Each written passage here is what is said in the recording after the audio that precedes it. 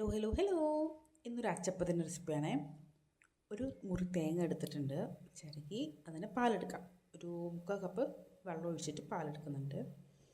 അപ്പോൾ ഏകദേശം ഒരു 250 ml, അതായത് ഒരു കപ്പോളം പാൽ കിട്ടും. നല്ല തിക്കായിട്ടുള്ള പാൽ.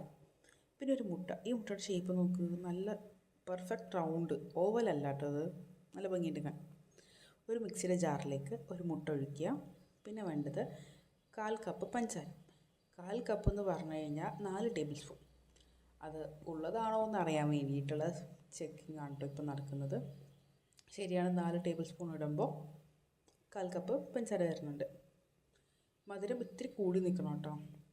വേണമെങ്കിൽ 1 ടേബിൾ സ്പൂൺ കൂടി ഇടാം, അത് നിങ്ങളുടെ ചോയ്സ്. ഇതിനുള്ള ഉപ്പ് അതും ജാറിലേക്ക് ഇട്ട് കൊടുക്കുന്നുണ്ട്. പിന്നെ കട്ടിയുള്ള തേങ്ങാപ്പാൽ അത് ഒഴിച്ചു കൊടുക്കുന്നുണ്ട്. പിന്നെ 2 പാൽ എടുത്തിട്ടുണ്ട് കേട്ടോ, വേണമെങ്കിൽ ആഡ് ചെയ്യാമെന്ന് പറഞ്ഞിട്ട്, അല്ലെങ്കിൽ പച്ചവെള്ളം ആയാലും മതി. തേങ്ങാപ്പാൽ കൊണ്ട് ഒഴിച്ചിട്ടുണ്ട്. ഇനി നല്ലോണം ഒന്ന് അടിച്ചെടുക്കാം. അപ്പോൾ ഷുഗറൊക്കെ ഒന്ന് മെൽറ്റ് ആവണ വരെ ഒന്ന് അടിച്ചെടുക്കാം. അടിച്ചെടുത്ത് കൊണ്ടിട്ടുണ്ട്. ഷുഗറൊക്കെ ഓൾമോസ്റ്റ് മെൽറ്റ് ആയിട്ടുണ്ട്. ഇതിലേക്ക് നമുക്ക് അരിപ്പൊടി ഇട്ട് കൊടുക്കാം. ഇതിൽ മറ്റേ അരി കുതിർക്കുക ഒന്നും വേണ്ട. അരിപ്പൊടി, നമ്മുടെ പത്തിരിയുടെയൊക്കെ പൊടിയില്ലേ, അത് ഇട്ട് കൊടുക്കേണ്ടത് ഏകദേശം 1 കപ്പ്.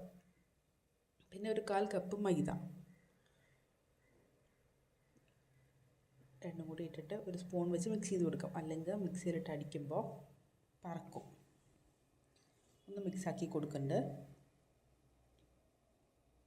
എന്നിട്ട് ഒന്ന് ബ്ലെൻഡറിലിട്ടിട്ട് ഒന്ന് അടിച്ചെടുക്കാം. അപ്പോൾ പൊടി എല്ലായിടത്തും നല്ലൊരു നമ്മുടെ ഒരു ദോശമാവിൻ്റെ കൺസിസ്റ്റൻസി വരണം. ദോശമാവിനെക്കാട്ടി കുറച്ച് ലൂസായിരിക്കണം. ഇത്തിരി കട്ടി തോന്നിയപ്പോൾ നമ്മുടെ 2 പാലില്ലേ, അത് ആഡ് ചെയ്യാം, അല്ലെങ്കിൽ പച്ചവെള്ളം ആയാലും മതി കേട്ടോ. ഞാൻ ഇപ്പോൾ ഉള്ളത് കൊണ്ട് 2 പാൽ ഒഴിച്ചു. ഒന്ന് അടിച്ചെടുത്തിട്ട് വരാം. നമുക്ക് നല്ല ഫൈനായിട്ട് കിട്ടിയിട്ടുണ്ട് കണ്ടോ. ഒരു ദോശമാവിൻ്റെയൊക്കെ ഒരു ഇത്തിരി ലൂസുണ്ട്.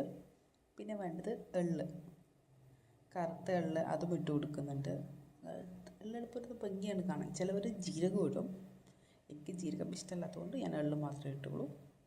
ഈ ടൈമിൽ നോക്കുക കേട്ടോ, ഷുഗർ വേണമെങ്കിൽ ആഡ് ചെയ്യാം.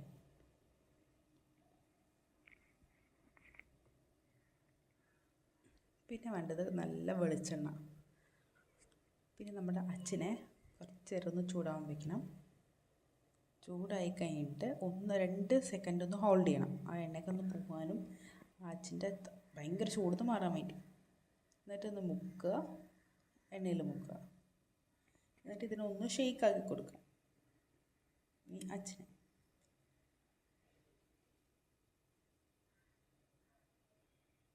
എൻ്റെ ഫസ്റ്റത്തെ വണ്ടിക്ക് അച്ഛന്ന് വിട്ടു വന്നില്ല, കാരണം മാവ് വന്നിട്ട് ഭയങ്കര നൈസായിപ്പോയി.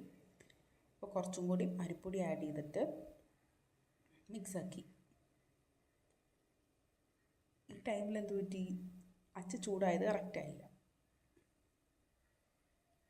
അപ്പോൾ ഒന്നും കൂടി ഡിപ്പ് ചെയ്തിട്ട് ചൂടാറി 2 സെക്കൻഡ് ഹോൾഡ് ചെയ്തതിന് ശേഷം പിന്നെ നമ്മുടെ മാവിൽ പൊക്കുക. പിന്നെ തിരിച്ച് എണ്ണയിലേക്ക് ആക്കുക. ഈ പ്രാവശ്യം ശരിയായിട്ടോ. ഇക്ക വന്നിട്ടാണ് ചെയ്യുന്നത്. എൻ്റെ ആദ്യത്തെ പ്രാവശ്യം ഫ്ലോപ്പായിപ്പോയി എന്ന് പറഞ്ഞിട്ട് ആദ്യത്തെ 2 ബുദ്ധിമുട്ടുണ്ടാവും, പിന്നെ അത് ഈസി ആയിട്ട് കിട്ടും. എന്നിട്ട് ഇതിനെ മറിച്ചിട്ട് കൊടുക്കുക. എടുക്കുമ്പോൾ എപ്പോഴും മറിച്ചിട്ടിട്ട് വേണം എടുക്കാൻ, അല്ലെങ്കിൽ അതിൻ്റെ ഉള്ളിൽ ഓയിൽ കയറിയിരിക്കുമല്ലോ. അങ്ങനെ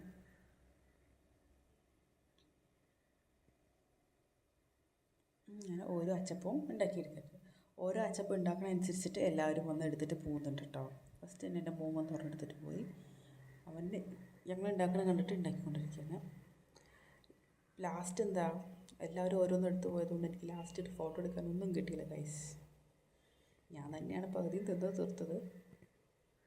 നല്ല ടേസ്റ്റ് ഉണ്ട് കേട്ടോ, വെറുതെ ഇങ്ങനെ കടിച്ച് മുറിച്ച് തിന്നാനായിട്ട്.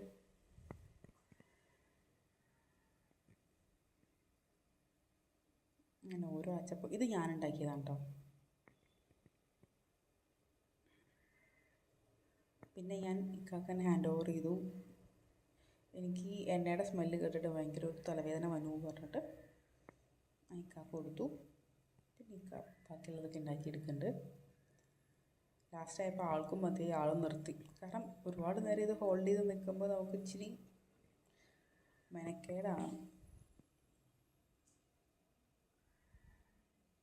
വെക്കുക, ഷെയ്ക്ക് ചെയ്യുക, അങ്ങനെ ഷെയ്ക്ക് ചെയ്യുകയും ചെയ്യണം, അതോടൊപ്പം അപ്പ് ആൻഡ് ഡൗൺ ചെയ്യുക, ചെറുതായിട്ട് അപ്പ് ആൻഡ് ഡൗൺ ചെയ്യുക. അപ്പോൾ അത്രേ ഉള്ളൂ. ബൈ.